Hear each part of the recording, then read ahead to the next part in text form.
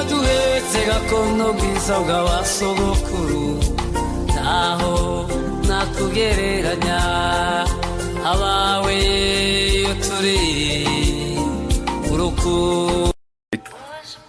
Ikaze inshuti bavandimwe muri studio z'Umurenga Amateka TV, aho tugenda dutaramana ibitaramo bitandukanye, ibitaramo byiganjemo amateka y'inkomoko y'urugendo rw'abantu bakomoka hano iwacu Murenge, cyane cyane inyungu ku batarahavukiye ndetse n'abahabavukiye bagenda bibagirwa ibintu bimwe na bimwe, ndetse tukagenda tugaruka ku mazina yagiye akomakomera cyane y'abantu bafite bubasa amazina bakomoka hano Murenge, dushingiye ku buzima twabayemo, dushingiye ku rugendo rw'ubuzima twanyuzemo.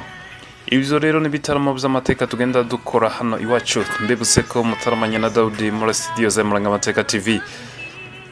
Igitaramo rero cy'uyu munsi tukaba tuganira ku mugabo ubica bigacika witwa Colonel Rukunda Michel Makanika, umugabo w'igikundiro cyane, umugabo wakunzwe n'abanyamurenge muri iki gihe, umugabo watabaye abanyamurenge abandi bantu bose bifashe, umugabo watabaye abanyamurenge yanze ko Umurenge yasenyuka ngo washireho nubwo hari hagerereye, ariko n'umugabo uramwumva uburyo abaturage bagenda bamusingiza hano iwacu. Ni ingenzi cyane, ni byiza kuvuga intwari igihumeka umwuka w'abazima, tukava mu mico yo gushima bapfuye no kubashimagiza, ariko rero twafata indi ntera y'ubuzima, tukaba dushima umuntu ku cyo yakoze, tukamuvuga nawe kugira ngo bimukomeze agire inkomezi yo gukomera mu byarimo.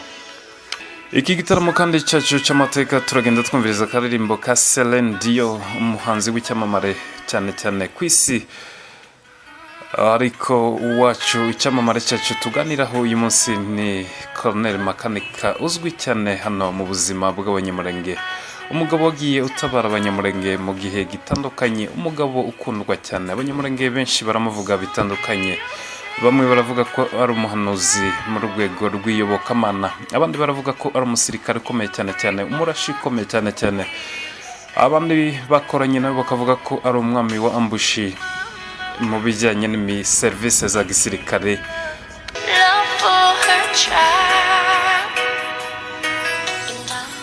Uko niko abantu benshi bavuga rero uyu mugabo. Rero tukaba tugufitiye ikibazo dushaka ko wadufashaho natwe mu bitekerezo bitandukanye. Makanika mu buzima bw'umunyamurenge, mu buzima bw'imurenge, mu buzima bw'abanyamurenge barahatandukanye, mu buzima bw'abanyamurenge biruse bakoze imyigaragambyo. Uyu mugabo urumva twamwita nde mu buzima bwacu? Dufite abanyamakuru, dufite abantu bandika ibitabo, dufite abantu bandika amateka batandukanye. Tanga igitekerezo, uyu mugabo twamwita iki kuri uyu munsi? Dore ko uyu mugabo niwe wavuye mu nshingano zikomakomeye, aza gutabara mu gihe abandi bantu, leta zitandukanye, ibihugu bitandukanye, imigabane itandukanye byari byifashe. Urumva rero uburyo abandi bantu twagiye tuganira nabo bagenda bamwita, nubwo amasaha yano iwacu Murenge tuvuga twiruka cyane cyane mu bitaramo bya nimugoroba niho tukunze kugenda dutaramana namwe, ariko uyu mugabo rero nawe ufite icyo wamuvugaho cyubaka ubuzima bwe, cyubaka ubutware bwe, ndetse twari tubabwiye ko kuvuga intwari burya ikiriho ari akarusho kurusha kuvuga umuntu yaramaze kugenda. Bwira umuntu ubutware bwe, shimira umuntu icyo yakoze, shimira umuntu icyo yaharaniye ko yakigezeho, shimira umuntu ko yubase ubuzima bwawe mu mateka.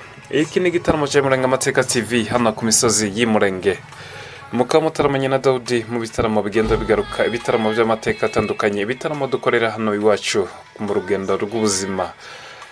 Abundi kandi hari igihe twiyita bamvuye kure bitewe n'aho twavuye, tukaba tugeze mu ruhando mpuzamahanga, tukaba dufite abagabo cyane cyane b'ibyamamare, abagabo bagiye bubaka amateka cyane cyane, bagenda bagaranduza ubuzima hagati. Abo bagabo rero tuzagenda tubagarukaho bose mu bitaramo bya hano iwacu Murenge. Nturambirwe, wibuke kudukurikirana ko ari gukora subscribe. Intwari y'ubwoko bw'abanyamurenge Lieutenant Makanika, Colonel Makanika, urumva ari iki mu buzima bwawe? Tanga igitekerezo cyawe muri comment hano kuri iyi channel yacu. Uraba hubatse ubuzima bw'abantu benshi. Munyamurenge uri ahantu hatandukanye, waba uri umudamu, waba uri umumama, waba uri umusore, waba uri umugabo ukuze, waba uri umusaza, wibuke ko iyi ntambara ariyo ntambara yaje ikomeye mu kwica umunyamurenge no kumumaraho, dushingiye ku ku bimenyetso bifatika, dushingiye ku bimenyetso byagiye hanze ku mbuga nkoranyambaga, dushingiye kandi ku mbaraga na coalition y'inyeshamba zitandukanye zari zigamije kumaraho umunyamurenge no kumurimburaho. Iyi ntambara kandi niyo ntambara yasenye umurenge harashira burundu. Iyi niyo ntambara yasenye imitungo y'abanyamurenge irashira, isenya amazu arashira. Abanyamurenge basigaye murenge ubu bakaba ari impunzi mu gace ka Minembwe n'agace ka Kamikenke. Indondo yose ikaba yarasenywe, Mibonda yarasenywe, Minembwe yarasenywe, hasigaye gace gato gusa ka hano mu Madegu. Ibi rero urabivugaho iki kuri uyu mugabo wafashe icyemezo yikorera risike ava mu nshingano, izindi abandi bananiwe kuvamo, abandi bananiwe guta ibyo barimo, bananiwe kuva aho bari, ariko uyu mugabo muzi mu rwego rwa gisirikari yari yemeje. Uyu mugabo rero tumwitende, tumwite ki mu buzima? Jewe nk'umugore w'umunyamurenge makanika n'intwari, turamukunda, ni umuntu w'intwari kabisa, nuko natwe abagore tudashoboye kumufasha, ariko n'intwari twari kagombye kuba inyuma ye, turi inyuma ye, kandi ni umukristu, akora igikorwa, ari umuntu usenga yabwiwe n'Imana. Imana ikomeze imufashe kandi mugende. Abantu benshi rero barashimangira ko makanika ari intwari mu buryo butandukanye, bwaba ari uburyo bwa gikristo. Baravuga ko benshi barashimangira ko makanika ari n'umuhanuzi mu buryo bwa gikristo.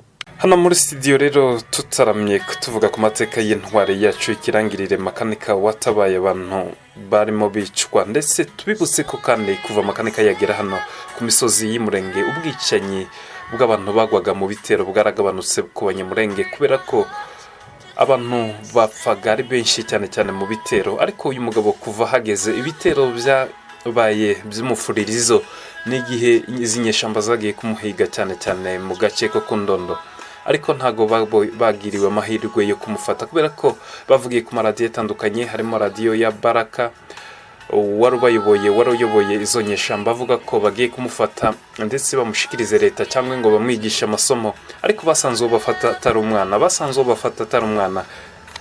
Ndabona ibinyamakuru hano bitandukanye imbere yanjye muri studio za Murenge Amateka TV. Reka duhere kuri radiyo yitwa Itahuka itavuga rumwe n'ubutegetsi bw'u Rwanda. Yavuze ko abanyamurenge bagiye guhura n'ibibazo bikomeye mbere y'uko makanika abatabaye, witwa Colonel Makanika batabaye. Ibi bagiye basubizwa n'abantu benshi batandukanye, bavuga ko ari ukuvanga amadosiye, ndetse bagenda bagira inama abantu mu kwirinda ubuzima bw'abanyamurenge no kubuvanga n'ibibazo byabo, kubera ko abanyamurenge ntibarwanya u Rwanda, abanyamurenge ntibarwanya leta ya Kongo, ahubwo abanyamurenge baraterwa, icyo bakora gusa bakirwanirira. Yindi radiyo rero Itahuka yavuze ko abanyamurenge, icyo natwe twibaza, ntago twumva impamvu bavuze, bari bashingiye kuki, bavuze ibi bashingiye kuki, cyangwa bari bashaka ko abantu bakomeza kwicwa.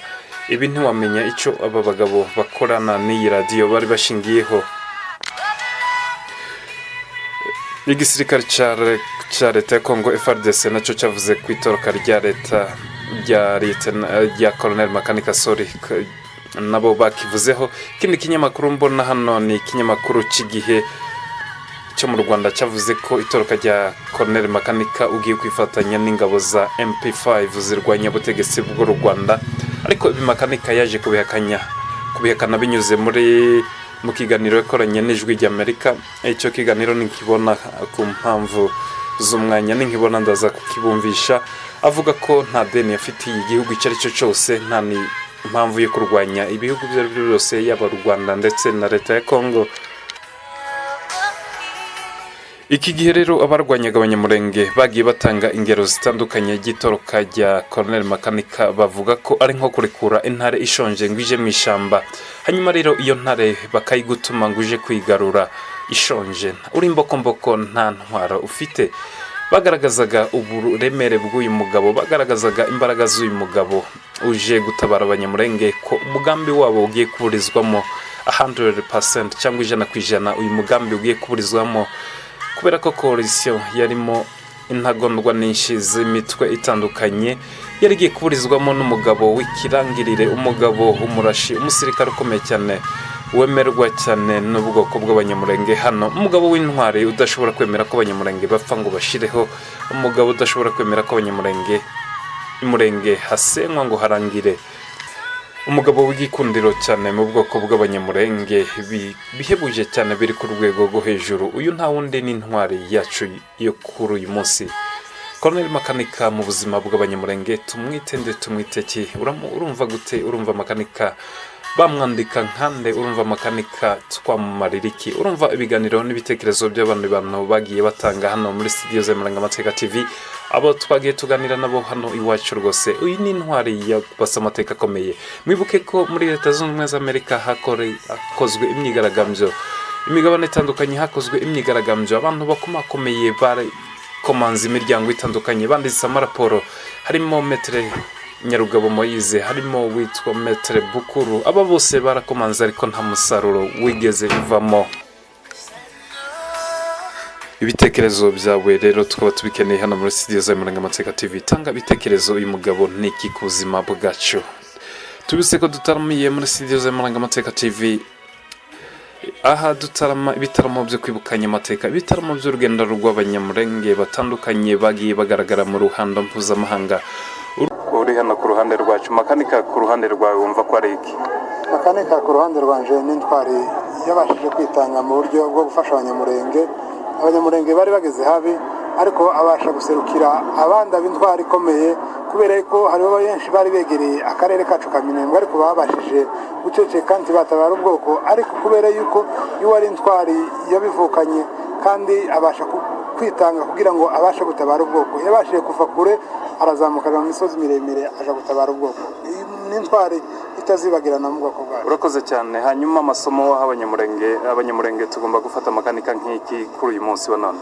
icyo nabwira ubwoko bwacu bw'abanyamurenge nuko twashigikira hamwe tugasenyera ku mugozi umwe tukabasha gushigikira umuntu wabashije kuva kure akabasha kwitangira ubwoko akadutabara natwe tukamuja inyuma kugira ngo tubashe kureba yuko twaremera abasigaye hariya mu karere kacu ka Minembwe na Kindonda murakoze cyane tuvugane na mushiki wacu hano Makanika neki ku buzima bw'abanyamurenge jewe nk'umugore w'umunyamurenge Makanika n'intwari turamukunda ni umuntu w'intwari kabisa nuko natwe abagore tudashoboye kumufasha ariko n'intwari twari kagombye kuba inyuma ye turi inyuma ye kandi ni umukristo akora igikorwa ari umuntu usenga yabwiwe n'Imana ikomeze imufashe kandi mugende urakoze cyane hanyuma abanyamurenge urumva twamumarira iki twamuvuga nk'iki guhera kuri uyu munsi oya ndasaba ko buri wese amuvuga nk'intwari nyine kuko n'intwari ni umuntu uhagurukiye gufasha ubwoko rero tukomeze tumwiteho kandi tunamusapotinge mu buryo bushoboka bwose murakoze cyane Makanika niki ku buzima bwawe je Makanika ko mufata nuko muzi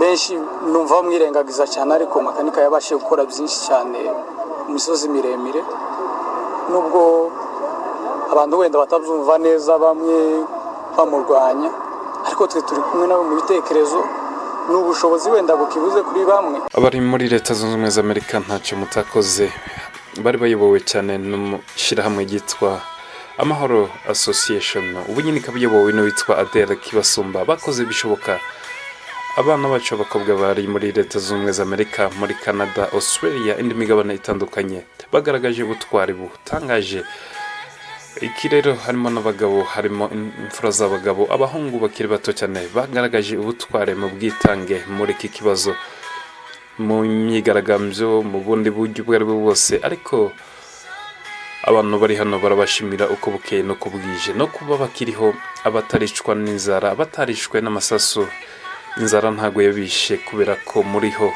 ibibazo rero biracyariho mukomeze mube abagabo mukomeze mushikame mukomeze mube abagabo nkuko mwabigenje turabashimiye turimo turagana ku musozo w'igitaramo cyacu ikiganiro cyacu igitaramo cyacu kigenda kigaruka migoroba itandukanye mukamwari mutamanye na Daudi uyu munsi igitaramo cy'ejo tuzongere duhure wibuke gutanga igitekerezo cyawe rero Colonel Makanika neki ku buzima bw'abanyamurenge Colonel Makanika neki abanyamurenge tugomba kumwita iki muri uyu munsi ko ari we wahagurutse gatabara ubuzima bw'inzirakarengane zarimo zicwa hano iwacu murenge mu gihe twari dufite abantu bakomakomeye cyane mwibuke ko ibi bitero byatuzahaje aribwo twari dufite ingabo zikomeye cyane abajenerali bakomeye bayoboye intara zitandukanye mu gihugu cya Kongo ariko ubwicanyi akaba aribwo bwakajije umurego akaba aribwo twishiye ku kigero cyo hejuru cyane muri iyi myaka ingahe ishize akaba aribwo imurenge hasenyutse ku kigero cyo hejuru gikomeye cyane ariko tubibuse ko kuva uyu mugabo yagira imurenge ubwicanyi n'ibitero byakozwe ntibyongeye guhitana abantu byahitanaga mbere y'uko aza.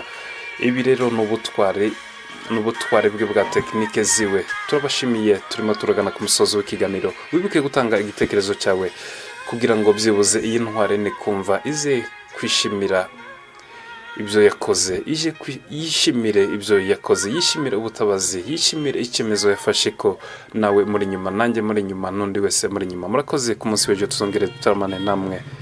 Mwari mutaramanye na Daudi.